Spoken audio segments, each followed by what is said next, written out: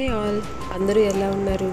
Weekend కదా, ఏమైనా స్పెషల్గా తినాలనుకుంటున్నారా?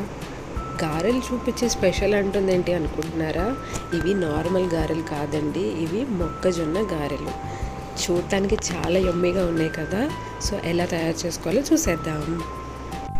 Welcome to my channel rainbow, a channel by ma'am.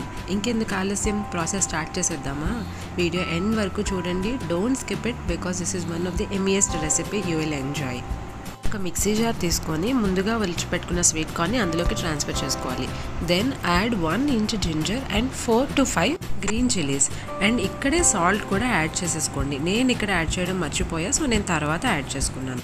ఇప్పుడు ఈ మిక్స్చర్ని బౌల్లోకి తీసుకొని దీనిలో కొంచెం జీలకర్ర యాడ్ చేసుకోవాలి. దీనిలోకి అనదర్ మెయిన్ ఇంగ్రీడియంట్ ఏంటంటే రైస్ ఫ్లోర్, బియ్యం పిండి.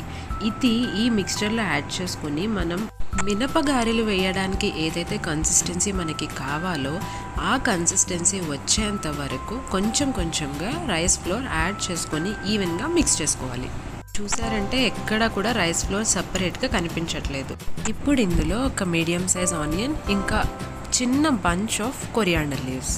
మీకు కావాలంటే అలాంగ్ విత్ దిస్ మీరు గ్రీన్ చిల్లీస్ కూడా కట్ చేసుకొని ఈ మిక్స్చర్లోకి యాడ్ చేసుకోవచ్చు. నాకు పర్ఫెక్ట్ కన్సిస్టెన్సీ రావాలి కాబట్టి నేను ఇంకో కొంచెం సాల్ట్ అండ్ కొంచెం బియ్యం పిండి యాడ్ చేసుకుని 1 లాస్ట్ మిక్స్ ఇస్తున్నాను. షూర్, మీరు మిక్సీలో సాల్ట్ యాడ్ చేసేటప్పుడు అది బియ్యం పిండి యాడ్ చేసిన తర్వాత కూడా మీకు సాల్ట్ టేస్ట్ సరిపోయేలాగా యాడ్ చేసుకోండి. చూసారంటే గారెలు వేసుకోవడానికి నాకు పర్ఫెక్ట్ కన్సిస్టెన్సీ వచ్చేసింది. ఇప్పుడు కడాయి తీసుకొని ఆయిల్ వేసుకొని, ఆయిల్ వేడెక్కిన తర్వాత నేనైతే ఒక చిన్న డ్రాప్ వేసుకొని చెక్ చేస్తాను నా ఆయిల్ ప్రాపర్గా హీట్ అయిందా లేదా అని. దెన్ మనం ప్రిపేర్ చేసి పెట్టుకున్న మిక్స్చర్తో గారెల్లాగా చేసుకొని బోత్ సైడ్స్ టర్న్ చేస్తూ అది గోల్డెన్ బ్రౌన్ కలర్ వచ్చేదాకా ఫ్రై చేసుకోవాలి. While you are turning them be more cautious because oil చిందే ఛాన్సెస్ ఉంటాయి. నన్ను అడిగితే సేఫ్టీ ఫస్ట్, ఇంకా ఏదైనా సెకండరీ.